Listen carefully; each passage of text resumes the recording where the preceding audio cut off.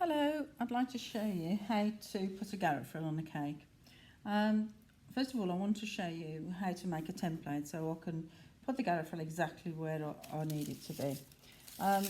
So I've cut out a piece of greaseproof paper and I've cut it so it's just the height I wanted for the cake, for the Garret frill. And the way I've measured it is with the ruler. I've measured from the up part of the scallop to where the depth of the Garret frill is going to be. And this is a straight Garret frill cutter, and I'm going to put a straight Garret frill around this cake. So my template measures 2 centimetres, and that measures 2 centimetres. So I can place it on. I'm going to use a little bit of masking tape to attach it, and it's equal all the way around. So I've measured 2 centimetres all the way around and cut it to that height.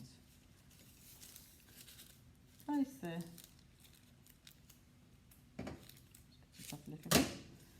the template on your cake, position it in place, and just attach it with a little bit of masking tape, because masking tape won't hurt the cake. What I'm then going to use is a knife or a scriber, and I'm going to scratch on a line just following that line of the template, and I know then that that will be the line that I'm going to put the Garret frill to, so I haven't got to worry of the Garret frill coming up or down. Take it off and you can see I've got a line on my cake. So that's for a straight Garret frill. For a scallop Garret frill, which I'm going to put on this cake, I've cut out a piece of greaseproof paper and it matches the cake's length, the circumference of the cake exactly. It doesn't overlap. What I then need to do is fold it in half, and I'm going to fold it until I've got the size of the scallop. So this one I'm going to do a scallop Garret frill going round and up, and there's no way I can judge it just with my eye, so I definitely need a template.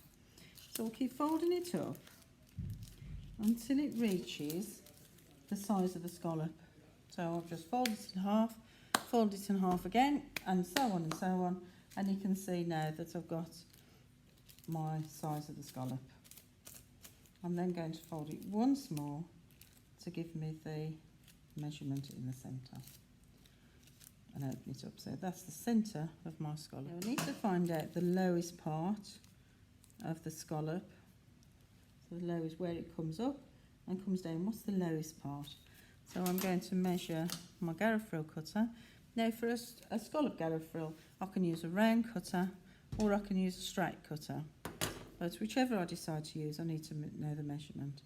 And I'm going to measure from the edge to the bottom of the Garret frill cutter, and that measures again 2 centimetres.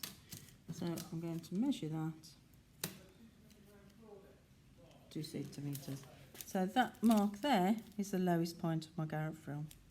So what I need to do now is decide how high I'm going to put the Garret frill. So perhaps about here. Fold that over, do the same measurement. So I've got the height, so that from there to there is the same as from there to there. I then need to find something round to draw around. I can use a cutter, slightly smaller than that one.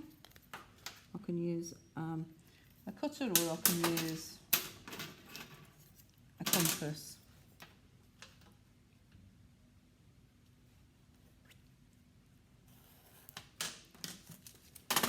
So now you can see my scallop. So I measure the centre, I measure the lowest point of the centre.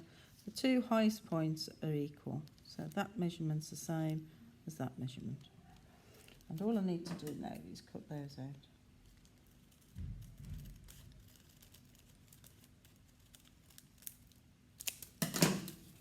And and I've got my scallop template.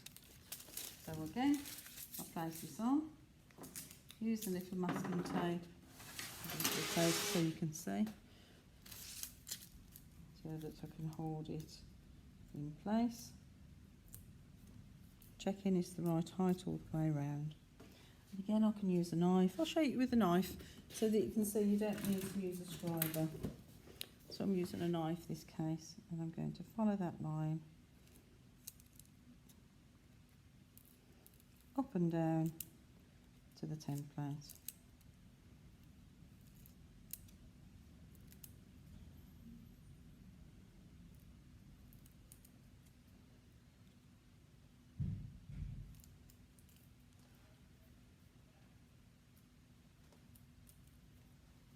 Just checking I didn't move it.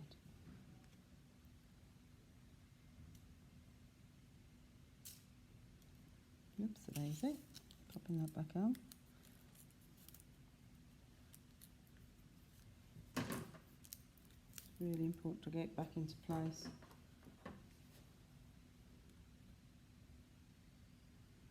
And that scratch line, I'm going to put my Garret frill on, so I will be covering it up.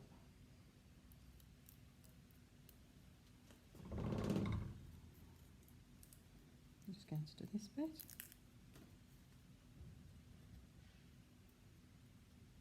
There we go. So I'm not sure whether you can see that, but I've now got a very faint scratch line.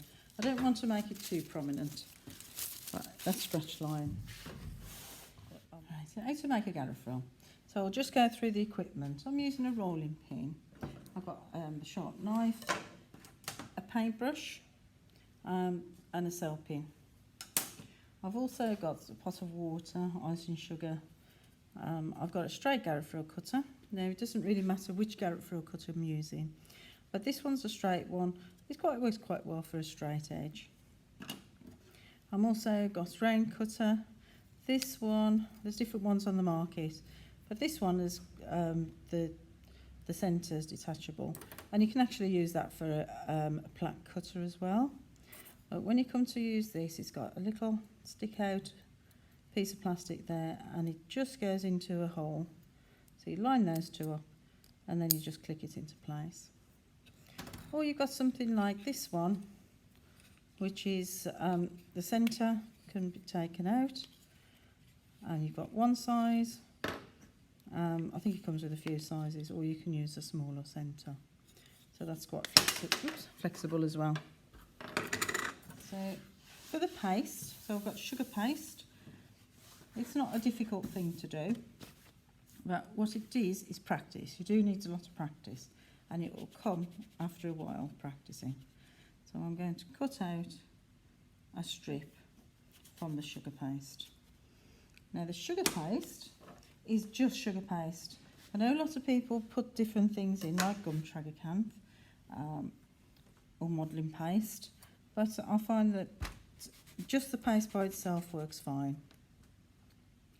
I'm just cutting those out. You can see the paste is quite thin as well. You won't be able to do it as well if it was a thick sugar paste. So I'll just show you how to do the Garret frill. If you add gum trag into the paste, then it won't be very nice to eat. It just holds the paste fine without any additions to it. So I'm going to put some icing sugar on the table. I'm then going to hold my cell pin, or the end of a good paintbrush is fine. A cocktail stick doesn't work as well.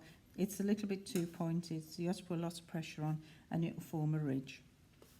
And all you do is go backwards and forwards. Okay, so you can see straight away that the Garret frill, the flounce of the frill, is holding shape without a problem. So you put your pin, which is about 3/4 the way up the strip of paste, and you just put your hand on top and you just roll it. Now you can see with this hand I'm just pushing it into place in case it moves, and I'm just going all the way down. Now, the amount of pressure you put on is very important, and that's something that I can't explain. It's something that you've got to practice and achieve yourself. Just go backwards and forwards. If you want to, you can just come straight down. That's fine. But you must go right to the end. Don't think I can stop. And at the other end as well, you need to go right to the end. Now, what can go wrong?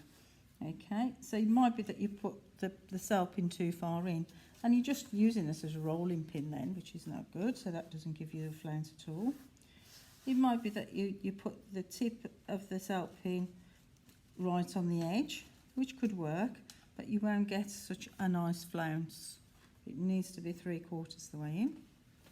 It might be with these round ones that you come down a little bit too much. That won't work. The point of your cell pin needs to be pointing to the centre of your Garret frill all the time. Or it might be that you're putting a little bit too much pressure on and it's coming out too thin and too floppy. It's not holding the shape. So all of those need to be considered. So you can keep it in a round circle or you can cut it open. That's entirely up to you. Whichever result you get. Now it is important that you do cut out your paste and use it straight away. So don't be tempted, like I've done, to roll out a few in one go and then use it on your cake. You can only do that for practicing, because you'll find that it will start to dry and just on the tip of your Garret frill it will start to crack, which isn't a good effect.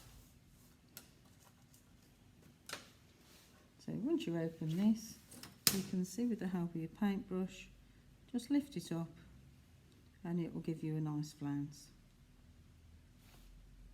Okay. It doesn't look as easy, it isn't as easy as it looks. So it's one of those things, you just have to keep practicing. So just to recap on that, don't put your pin too far in, put it 3/4 of the way in.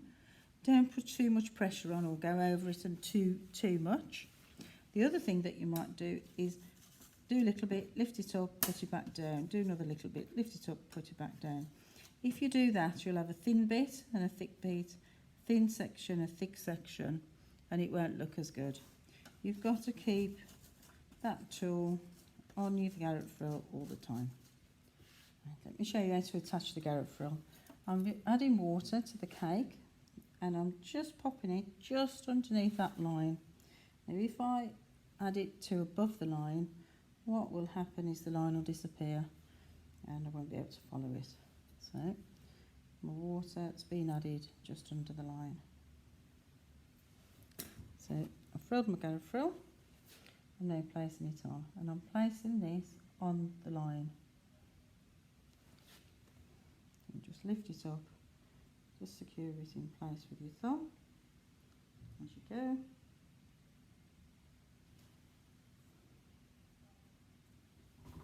There we go.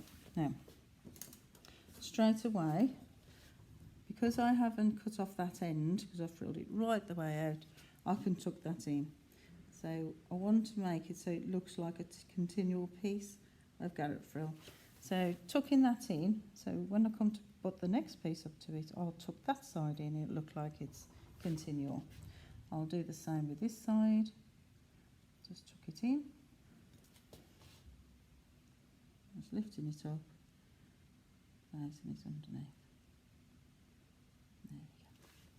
Then, before I put any more on, I'm just going to lift up the odd section. You don't need to put anything underneath, so you don't need to put pieces of tissue under it till it's dry. It will hold. If it's flopping too much, then you've rolled the Garret frill a little bit too much. And I'm not sticking it all up in the air. I'm going up and then a piece down, up.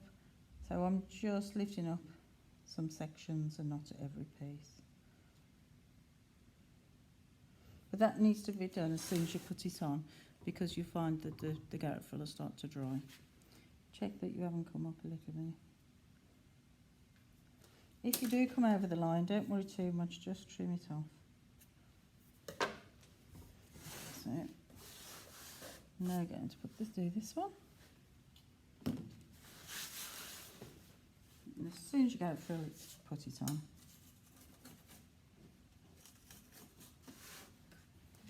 Either way, so you can see. So backwards and forwards, or just straight down. Right to the end. And with this side, right to the end. Okay, so I've got my water. And again, put my water just under the line.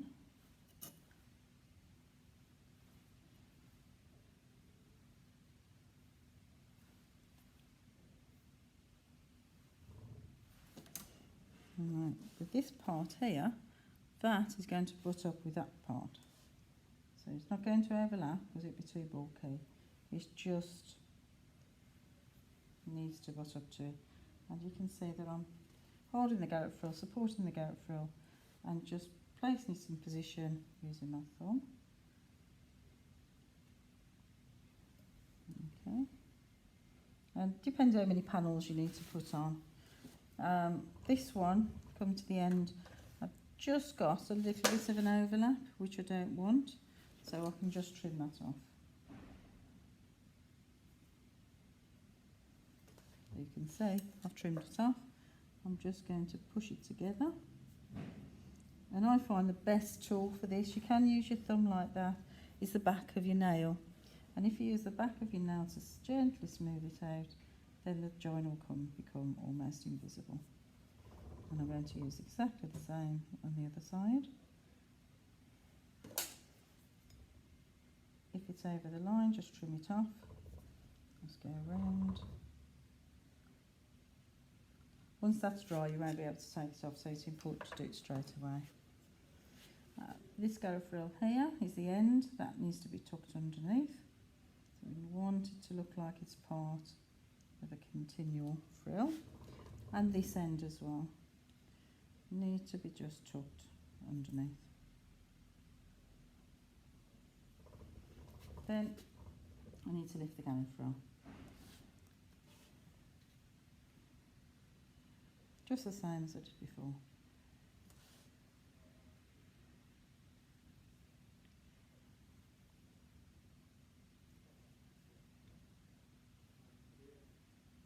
It's one of those things, isn't it? The more experience you get, the quicker you work, and that's beneficial because it stops it drying out. Okay, so it goes all the way around, and hopefully you can't see the join. Now with this one, I'd like to show you how to do a double Garret frill, but also a scallop. So I'm putting water just under that line so I don't lose the line. I'm then going to lift up the Garret frill. I've used the round Garret frill cutter here. And I'm just wanted to finish on that top of that scallop. So I'm just going to break it off. Okay, using the paintbrush, place it underneath, tuck it underneath, and lift up the Garret frill. Now, as well as doing a double Garret frill, I'm also doing two colours to show you the effect.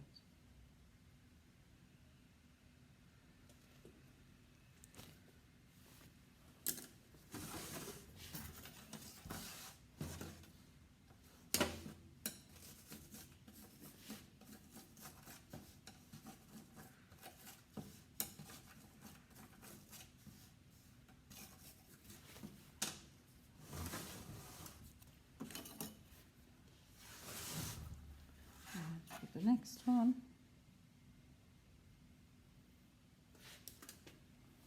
Now, what you do need to do is make sure they're buttered up together, just like the straight one. So that corner there needs to be attached to that corner.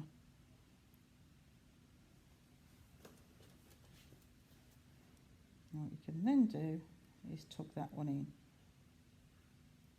Just tuck it in. If your Garret frill does split as you're doing it, don't worry. Just take it off and replace it.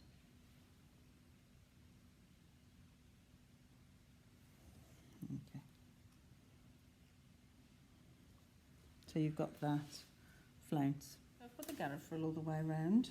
Now you can, and I think I forgot to mention, alter this straight Garret frill. So you could alter this bar, and if you think that one's too wide, you can do one that's a little bit narrower. So that's fine. I've just got my Garret frill to go on the top. I always think, personally, this is that a Garret frill should be overlapped. If you're going to do a double one, if you put a bottom one in a colour, I always think the top one should be the same colour as the cake.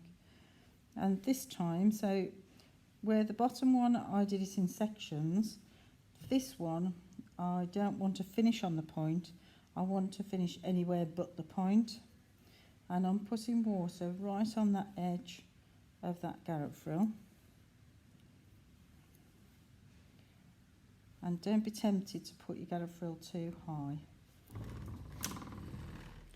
So I would never start on a point, I'd start about halfway, because what I want is I want that flounce, and I'll explain, oops, flounce I mean. So place it on, up, over the point, just put your finger underneath, and then your back down. And again, up to the top, finger or thumb underneath, and place it down. Up, over, and again, don't finish on the point. So you can see that one is due to finish on the point, so I'll just chop that one off. Okay, because that looks so much better and neater if you're going up and over the top part of your flounce you go through. So I'm just pushing the paste down a little bit, making it a little bit more secure. Make sure that part there is lifted, and it's quite nice because you can just see a little bit of the pink coming through. It's not so prominent, it doesn't stand out as much as if it was just the pink.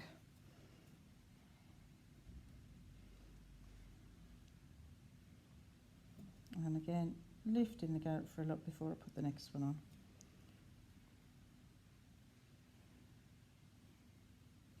At the end, tuck it underneath. You couldn't do this job without a paintbrush. You can use other things like this pin, but it tends to break the sugar paste, where the paintbrush just lifts it easily. And I'm at the end, and that needs to be tucked in as well. Okay, second layer, water. And I don't know whether you can see, it's almost like 1/4 centimetre higher than the bottom Garret frill, that's all.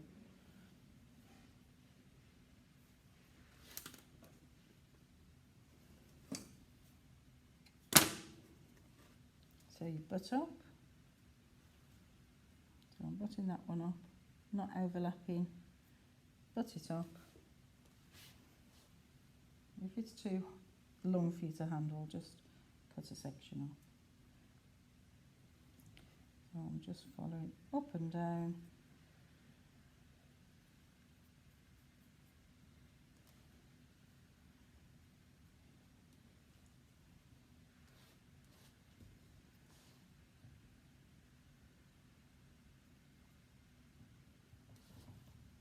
I'm just pressing the sugar paste down as I go.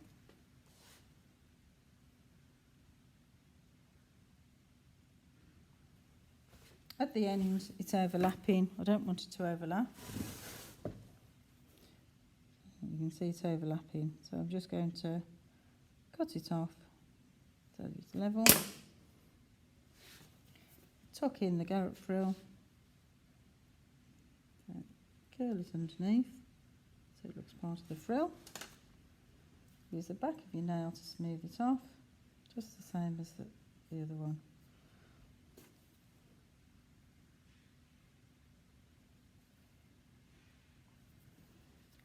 I'm placing it, just making it nice and secure in place before I lift the Garret frills.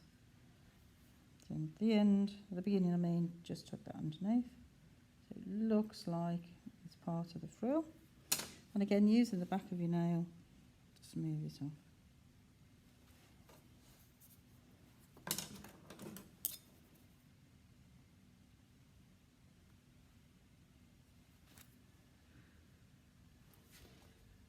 Going to each point, lifting the Garret frill up at each point.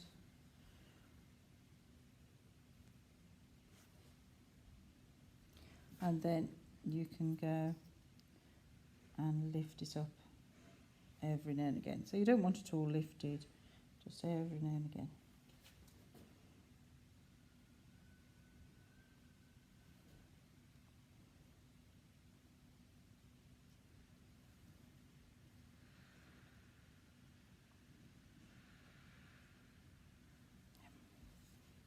Okay, and then you just want to trim off any sugar paste that's gone over the line before it dries.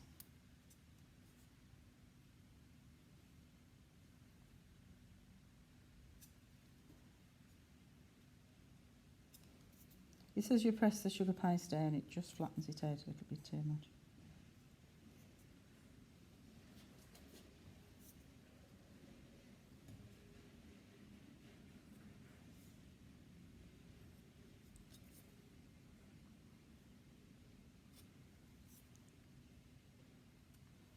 Okay, so there we have 2 layers of Garret frill. The thickness is entirely up to you. Now, what we do need to do is put an edge to this. You'd never just leave that plain because it looks a little bit rough plain. So there's a number of things you can do. You can cut out little flowers and put a row of little flowers along that edge. You can pipe bulbs, you can pipe shells along the edge. You can emboss, you can do crimping. And I'll just show you how to do it. Now for the edge of the Garret frill, there's different ways you can finish it off, and I'm going to use a crimping tool on this one. So, I'm just crimping that edge to decorate the edge. And obviously this needs to be done while the paste is still soft.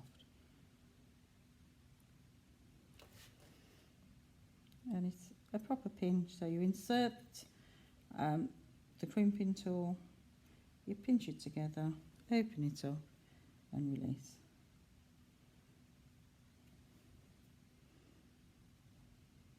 I'm not digging in the sugar paste, and I'm not taking too much of the paste up as I'm doing it.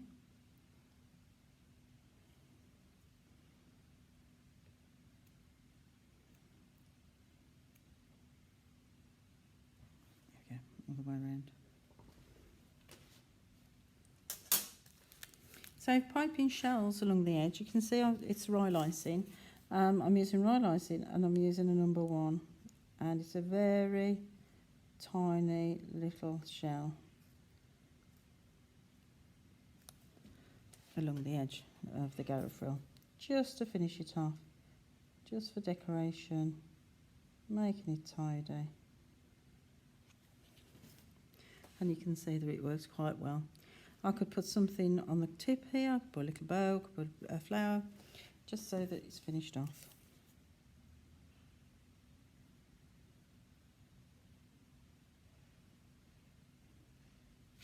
And so on. Okay, thank you.